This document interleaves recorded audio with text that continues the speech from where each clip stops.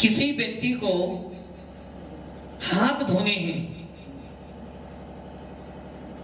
जिस प्रकार किसी व्यक्ति को हाथ धोने हैं और उसको राख चाहिए, क्या करा उसने?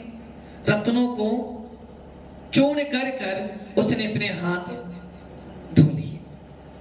किसी व्यक्ति को छाछ पीनी है और उसने रत्नों को बेच गया। किसी व्यक्ति को खाना बनाने के लिए कोयला चाहिए और उसने क्या किया? चंदन का बाग जला दिया। वैसे ही आपको आत्मा से परमात्मा को बनना था और आपने क्या किया? आत्मा से परमात्मा बनने का मार्ग मिला था, मनुष्य गति, और आपने क्या किया? उस मनुष्य गति में आने के बाद, जिन कुल को पाने के बाद आपने मात्र विषय भोगों के लिए, थोड़े से आनंद के लिए आपने अपने इस रत्नत्रय रूपी आत्मा को छोड़ दिया। भव्य आत्मा, जिन शासन मिला है, और इस जिन शासन में कल आपने सुना था 750 करोड़, कितने? 750 करोड़ की क्या है पूरे विश्व की जनसंख्या। और 750 करोड़ के अंदर कितने जैन हैं?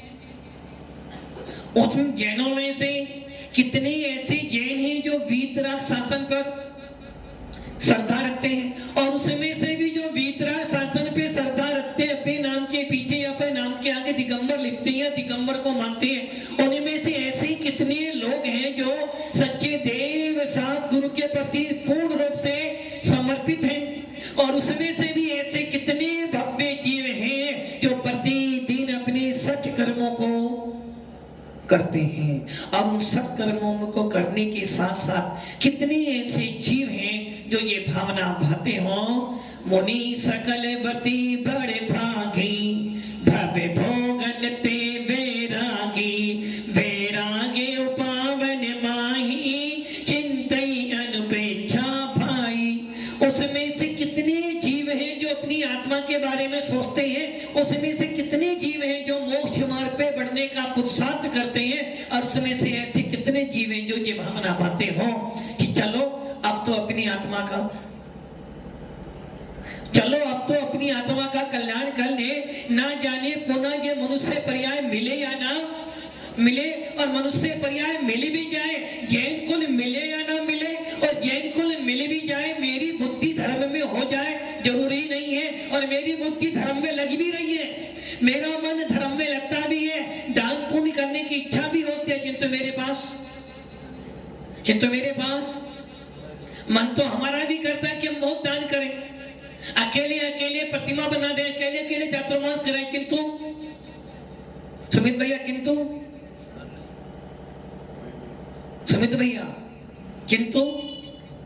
किंतु अभी मेरे पास धन नहीं है, और धन आ भी जाए, धन मिल भी गया तो भावना बनाना बड़ा कठिन है कि मेरा धन धर्म में लग जाए, और धर्म में लगा भी दिया, उसके बाद भी आप धर्म का फल न भोग पाए तो समझना सब कुछ तो मिला, किंतु आपने रत्नों के लिए, राख के लिए रत्नों को जलाकर फेंक दिया। भव्य आत्माओं, 750 करोड़ पूरे विश्व की आबादी है लगभग, और इन 750 करोड़ के ऊपर, इन 750 करोड़ के अंदर इतने सारे रागी द्वेषी जीव हैं। उन सारे रागी द्वेषी जीवों में से कितना ज्यादा सौभाग्य है उन जीवों का जो दिगंबर जैन शासन पर, वीतराग शासन पे श्रद्धा रखते हैं। यदि आपकी श्रद्धा जिन शासन के प्रति है, वीतराग शासन के प्रति, तो समझना 750 करोड़ के अंदर मैं एक ऐसा व्यक्ति हूं जिसको सच्चा धर्म, सच्ची राह, सच्चे देव सद्गुरु का समागम मिला है, और 750 करोड़ उन आबादियों में से एक मैं ऐसा भी हूं जो मैं अपनी आत्मा के अंदर अपना पुरुषार्थ कर रहा हूं। तपस्वी सम्राट के बारे में कल सुन रहे थे। उन 750 करोड़ में कुछ ही जीव हैं, 2000 ही जीव हैं जो इस 750 करोड़ में से मात्र 2000 ऐसे जीव हैं इन्होंने मोक्ष मार्ग पर अपना कदम बढ़ाया है। इन 2000 में साधु भी आ गए, मुनि भी आ गए, छुल्लक भी आ गए, एलक भी आ गए, छुल्लिका भी आ गए, त्यागी व्रती भी आ गए हैं, प्रतिमाधारी भी आ गए हैं। मात्र कितने? 2000। अब आप सोच लो 750 करोड़ में से यदि 2000 निकाल दें, इन 750 करोड़ में से यदि 2000 आदमियों को निकाल दे, 2000 साधु संतों को निकाल दे, तो आपके पास में क्या बचा? मात्र मिथ्यात्व बचा। और सारे के सारे जीव उस मिथ्या का सेवन करेंगे। तो आप समझ लो 750 करोड़ में 2000 का मूल्य है। और इन 2000 को पूजने वाले जितने भी श्रावक हैं, इन जैन शासन पर, इस वीतराग शासन पर श्रद्धा करने वाले जितने भी 50, 60, 70, 1 करोड़ जितने भी जीव हैं, उनका पुण्य है कि 750 करोड़ में से मात्र कुछ जीवों को मिला है सच्चा धर्म। 750 करोड़ में से 2000 त्यागी व्रती हैं, और 2000 त्यागी व्रतियों का, उन 2000 त्यागी व्रतियों का यदि कोई श्रद्धा के योग, जिसके प्रत्येक के मन में जिनके प्रति श्रद्धा उत्पन्न होती है, ऐसे थे तपस्वी सम्राट आचार्य सनमती सागर जी महाराज, तो जिन्होंने 2000 त्यागी व्रतियों के बीच में रहकर अपनी आत्मा का कल्याण किया। आचार्य शांति सागर जी महाराज के बारे में सुनते हैं, जब उनकी वीडियो देखते हैं आज भी, जिस समय आचार्य शांति सागर महाराज हुए थे, लगभग समझ लो आप 1953 तक, 1953-55 तक, 55 में उनकी समाधि हो गई। और उनसे पहले भी आचार्य बहुत सारे हुए, पूज्य पाठ स्वामी हुए, कुंद स्वामी हुए, अकलन देव हुए, और उनके बाद भी, उनसे पहले भी आचार्य और उनके बाद भी आचार्य हुए। आचार्य शांति सागर जी महाराज दक्षिण में हुए, आचार्य आदि सागर महाराज भी दक्षिण में हुए, और जितने महान महान आचार्य हुए अधिकतर या तो दक्षिण भारत या उत्तर भारत। इन आचार्यों ने क्या किया? उस काल में साधना की थी जिस काल के अंदर साधुओं को जनपद में निकलना कठिन था। आचार्य आदि शंकर जी महाराज ने ज्यादा प्रचार नहीं किया, गुफाओं में रहे, सीमित क्षेत्र में रहे, किंतु आचार्य शांति शंकर जी महाराज ने दक्षिण भारत से लेकर पूरे के पूरे उत्तर भारत तक विहार किया और आने वाले मुनियों के लिए रास्ता खोला। उसमें से ही जब आचार्य शांति सागर महाराज की समाधि हुई थी, देखते थे 36 दिन की सलेखना करी, पूरा जैन समुदाय दर्शन करता था। भव्य आत्माओं, उन आचार्य शांति सागर जी महाराज की जैसी साधना यदि किसी साधु ने की है तो वो नाम आता है तपस्वी सम्राट आचार्य सनमती सागर जी महाराज। आचार्य शांति सागर जी महाराज जिस समय आचार्य आदि सागर महाराज जी भी हुए, उन्होंने समाधि अपने उदगांव में कर ली और उन्होंने अपना ज्यादा प्रचार नहीं किया, ज्यादा समुदाय नहीं बनाया, जंगलों में रहे, गुफाओं में रहे, सांगली, उदगांव, अंकली, कोल्हापुर इलाके में रहे और साधना करते करते समाधि कर गए। किंतु आचार्य शांति सागर जी महाराज ने इस पूरे भारत में, यहाँ तक कि प्रतापगढ़ भी वो आए हैं और यहाँ भी उनका चातुर्मास हुआ है और यहीं का संपत्ति उनको लेके गया था शिखर जी, उन्होंने प्रचार किया। और भव्य आत्माओं, आचार्य सनमती सागर जी महाराज जितना प्रचार, जितना नाम आचार्य शांति सागर जी महाराज का हुआ है, यदि आचार्य गुरुदेव सनमती सागर जी महाराज मात्र एक काम करते, मात्र एक काम करते, आज भी जब कभी तपस्या के बारे में चर्चा की जाती है या जब कभी भी ख्याति पूजा लाभ से रहित की चर्चा की जाती है तो आचार्य सनमती सागर का नाम हर साधु संतों के मुंह पर आता है, क्योंकि आचार्य सनमती सागर जी ने जो साधना की कभी ख्याति पूजा लाभ के लिए नहीं की। और भव्य आत्मा बस उनके पास में एक ही कारण था, यदि वो अपनी गुरु परंपरा छोड़ देते ना तो आज पूरे विश्व के मानस तल पर सबसे पहला नाम अंकित होता तपस्वी सम्राट आचार्य सनमती सागर जी महाराज।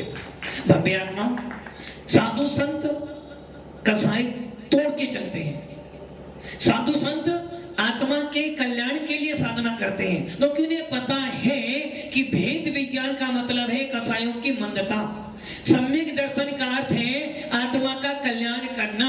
और यदि रत्नत्रय धारण किया है तो लक्ष्य क्या है? निर्विकल्प समाधि मरण।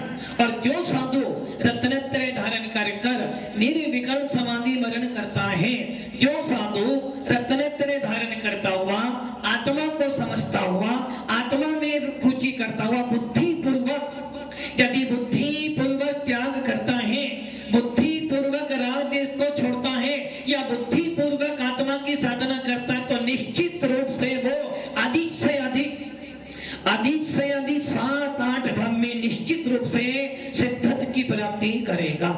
आचार्य सन्मति सागर महाराज ने साधना की, अटूट साधना की, और यही कारण है कि उनकी समाधि के बाद भी आज भी उनका नाम बड़े श्रद्धा बड़े सम्मान से लिया जाता है। जिस प्रकार भगवान महावीर के मोक्ष जाने के बाद भी आज भी हम भगवान महावीर का निर्माण महोत्सव उनका जन्म कल्याणक बनाते हैं, वैसे ही आचार्य सन्मति सागर जी महाराज के निर्माण प्राप्त हो जाने के बाद भी।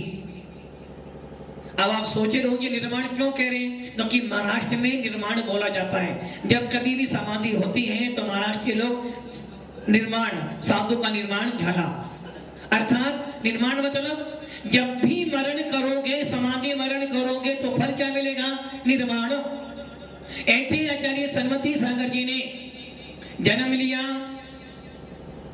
उत्तर प्रदेश में, जहां तीर्थंकर उत्पन्न होते हैं, जहां से हमेशा हर काल में तीर्थंकर उत्पन्न होते हैं, ऐसे उत्तर प्रदेश में जन्म लिया। दीक्षा काल ही बिहार प्रांत में ली, अर्थात जहां से सारे तीर्थंकर मोक्ष में जाते हैं। अब आप देखो लो सहयोग कैसा बना।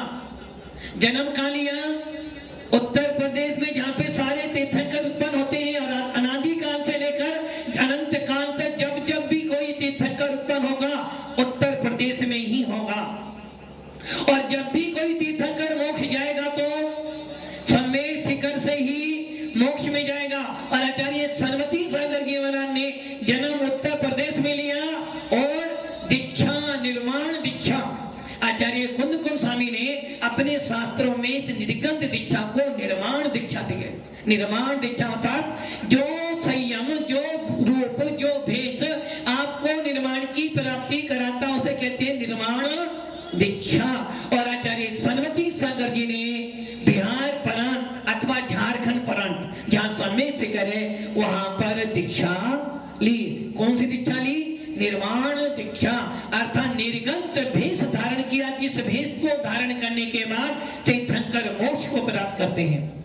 और दीक्षा लेने के बाद उत्तर प्रदेश हो, महाराष्ट्र हो, बिहार हो, राजस्थान हो या बंगाल हो, पूरे भारत में चातुर्मास किए। और चातुर्मास करते करते करते उन्हें पता था ये भी योग है एक तरह का, इसे भी नियोग जानो।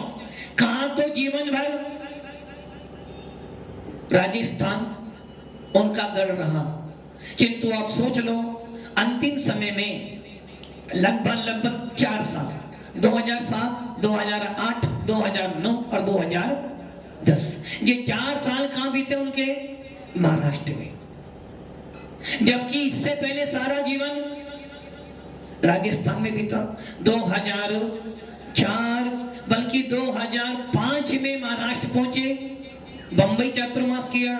2006 में लासो ने चातुर्मास किया फंटन के पास में। 2007 में ओदगांव चातुर्मास किया। 2008 में ओदगांव चातुर्मास किया और 2009 में इनकन चरंजी चातुर्मास किया और 2010 में कोल्हापुर महाराष्ट्र में चातुर्मास किया और उत्तर प्रदेश में जन्म लिया। बिहार प्रांत में दीक्षा ली और महाराष्ट्र प्रांत में अपने नश्वर शरीर को त्याग दिया। क्यों? क्योंकि वो जानते थे कि आने वाले काल में इस पंचम काल के अंतिम समय तक धर्म अधिक ही रहेगा तो महाराष्ट्र में ही, दक्षिण भारत में ही रहेगा। भव्य आत्माओं, आज भी जब कभी 10 धर्मों की चर्चा चलती है तो उसमें उत्तम तप, त्याग, उत्तम आकिंचन्य और उत्तम ब्रह्मचर्य की बात चलती है। उत्तम तप, उत्तम त्याग, उत्तम आकिंचन और उत्तम ब्रह्मचर्य, इन चारों के बारे में यदि आपको प्रवचन करना हो तो आप मात्र एक नाम रख लेना, तपस्वी सम्राट आचार्य सनमती सागर, और बोलते जाना, आपके चारों धर्म पूरे हो जाएंगे। इसका अर्थ ये नहीं कि आचार्य महाराज सिर्फ तपस्वी थे। जो तपस्वी होता है वो भेद विज्ञानी भी होता है, जो तपस्वी होता है वो त्यागी भी होता है, और जो तपस्वी होता है वो आत्मा के बल पर ही साधना करता है।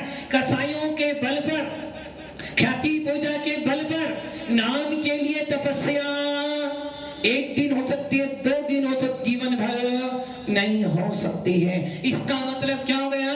तपस्वी थे, त्यागी थे, मेधावी थे, तो ज्ञानवान भी थे, जो कि बिना ज्ञान के बिना संयम का पालन नहीं किया जा सकता है। बिना ज्ञान के ये जीव त्यागी नहीं बन सकता है। एक दुकान खोलने के लिए भी आपको ज्ञान प्राप्त करना पड़ता है। यदि हवाई जहाज में बैठना है, किसमें बैठना है? हवाई जहाज में बैठना तो सबसे पहले रिजर्वेशन कराओगे, और रिजर्वेशन कराने के बाद भी जब यदि पहली बार बैठना हो, कभी देखा ही नहीं हो, तो कैसा लगेगा आपको? यदि आपको पहली बार हवाई जहाज में बैठना कभी देखा ही नहीं, कैसा लगेगा आपको?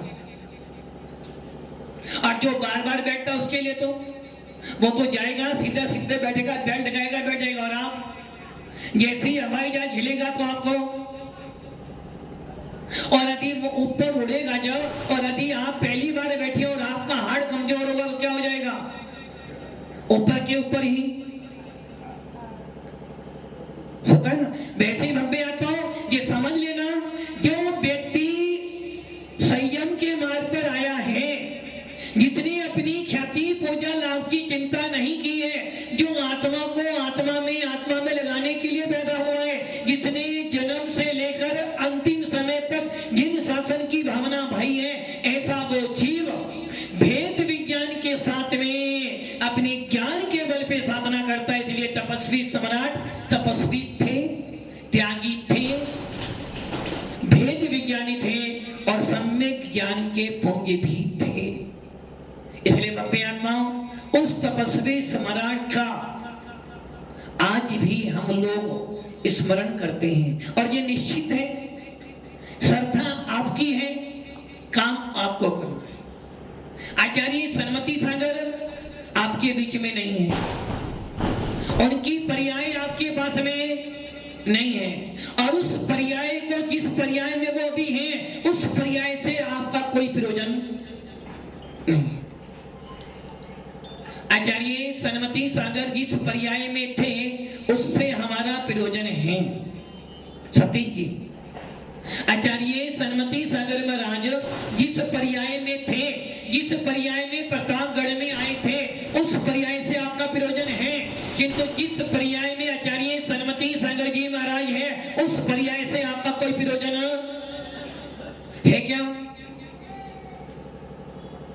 आचार्य सनमती सागर जिस पर्याय में अभी हैं, उस पर्याय से आपका कोई प्रयोजन नहीं है, क्योंकि वो पर्याय देवगति की पर्याय है, और देवगति की पर्याय से हमारा कोई प्रयोजन। किंतु जिस पर्याय में सनमती सागर थे, जिस मुनि मुद्रा में वो थे, उस मुनि मुद्रा को आज भी हम बड़ी श्रद्धा से पूजते हैं। किंतु जिस पर्याय में वो विराजमान है, उस पर्याय में हम उनको नहीं मानते। किंतु जिस पर्याय में सनमती सागर थे, उस पर्याय में भी आत्मा वही थी, और जिस पर्याय में देवगति में है, उसमें भी उनकी आत्मा वही है, और जब सिद्ध बन जाएंगे तो उस पर्याय में भी उनकी आत्मा वही रहेगी। इसलिए हम उस आत्मा से स्नेह करते हैं, उस आत्मा की वंदना करते हैं, उस आत्मा की उपासना करते हैं जिस आत्मा में रत्नत्रय है, जिस आत्मा में ज्ञान, दर्शन, चारित्र, अनंत गुण भरे पड़े हैं। ऐसी उस आत्मा से प्रति हम लगाव करते हैं, और उस आत्मा के साथ में जो पर्याय निर्गंत भेष को धारण की हुई है, जो पर्याय रत्नत्रय का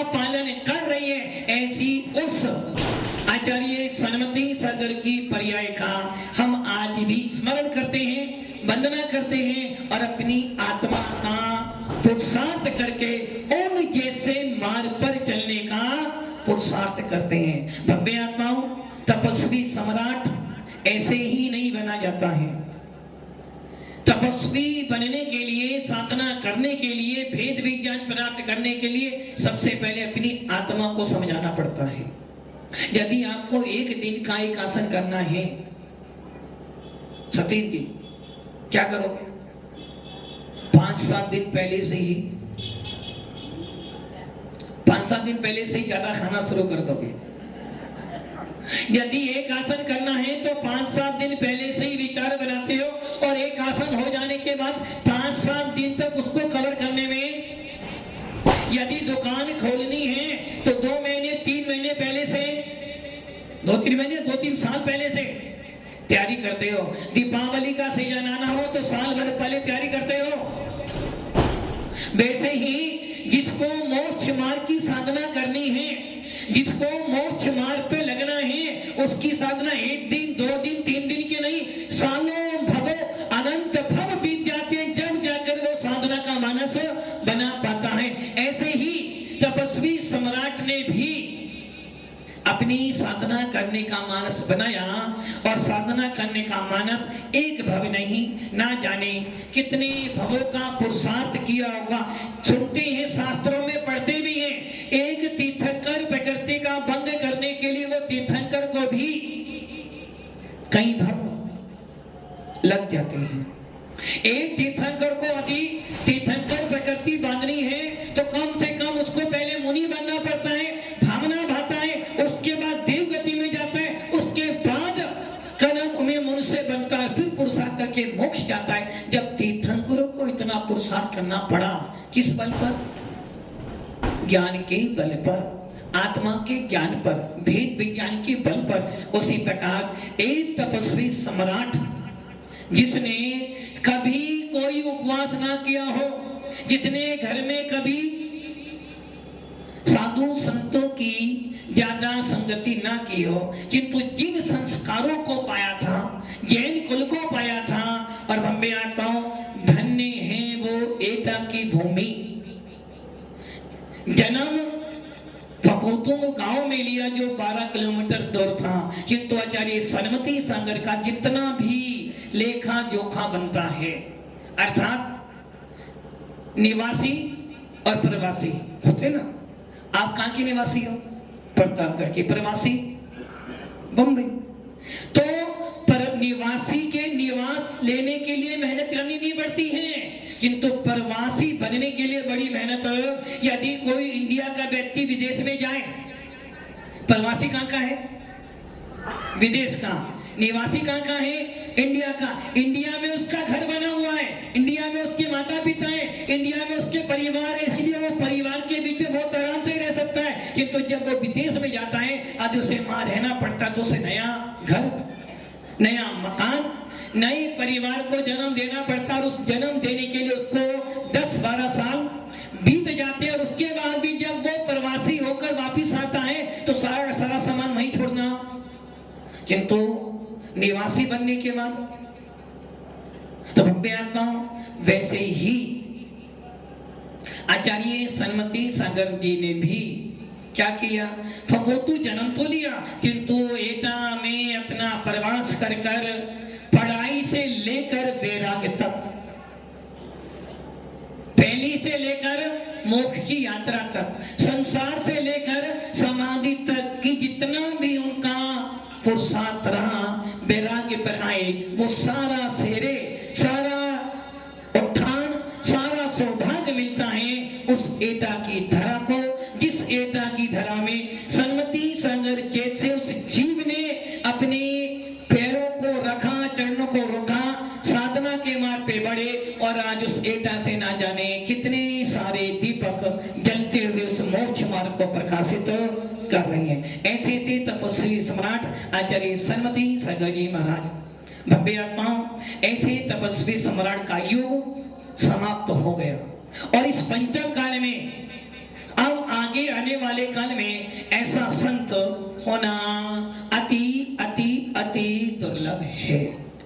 और ये भी निश्चित है कि आचार्य महाराज ने साधना की, अपने बल पे साधना की, किसी से अपेक्षा नहीं की। और ये भी निश्चित है कि आचार्य सन्मति सागर जिस बात को बोल देते थे उसके पीछे किसी की राय, उन्हें रायचंद, हुक्मचंद और ज्ञानचंद तीन नहीं चाहिए थे। उन्हें सिर्फ एक व्यक्ति कहता, करमचंद। और हम लोग कहते हैं कोई काम करना तो सबसे पहले राय देने वाले, बिना पूछे राय जरूर देंगे। काम करना शुरू करो तो ज्ञानचंद भी बहुत मिल जाएंगे और हुक्मचंद एक ढूंढोगे तो 1000, किंतु यदि करमचंद ढूंढने चलोगे 1000 के बीच में तो 2 बड़ी मुश्किल से भव्य आत्माओं ऐसे थे तपस्वी सबाट जिन्होंने अपने रत्नत्रय से आत्मा को विभूषित किया। रत्नत्रय के माध्यम से स्वयं तो चले, स्वयं तो मोक्ष मार्ग पे बढ़े और ना जाने कितने सारे और ऐसे दीपक जला दिए जो आज भी मोक्ष मार्ग को प्रशस्त कर रहे हैं। ऐसे तपस्वी सम्राट जिन्होंने कार्तिक शुक्ला 12 के दिन जन्म लिया। क्या लिया? जन्म लिया। जो कि मोक्ष मार्ग पे बढ़ने वाला वही तो जन्म है। ओम के नाम से यदि पूजोगे तो कोई आपको पागल कहेगा, यदि आप ओम प्रकाश की पूजा करोगे तो लोग पागल कहेंगे कि देखो कितना पागल है, ओम के नाम से पूजा करता है। जबकि हमारे यहाँ तो तीर्थंकर भी घर में हो तो उनकी भी पूजा नहीं करते हम। हमारे लिए ओम प्रकाश पूजनीय नहीं, हमारे लिए तो सन्मति सागर पूजनीय। जो राजकुमार महावीर कुंडलपुर में था उसका मूल्य नहीं है, जो महावीर कुंडलपुर में मुनि बना था उसका मूल्य है। हम भगवान महावीर की पूजा करते हैं, राजकुमार महावीर की पूजा नहीं करते। न कि यही तो है वीतराग शासन। इसलिए आचार्य सन्मति सागर जी ने कार्तिक शुक्ला 12 के दिन आचार्य विमल सागर जी महाराज से जन्म लिया और जन्म लेकर अपनी इस आत्मा को देखो नाम क्या मिला, सन्मति। और इस पंचम काल के अंतिम तीर्थंकर भी कौन है? महावीर भगवान, जिनका नाम सन्मति भी आता है। ओम मिला था पंच प्रमिष्टि का वाचक कि ओम नाम मिला है प्रकाश करो। किसका प्रकाश करो? भगवान के महावीर के शासन का।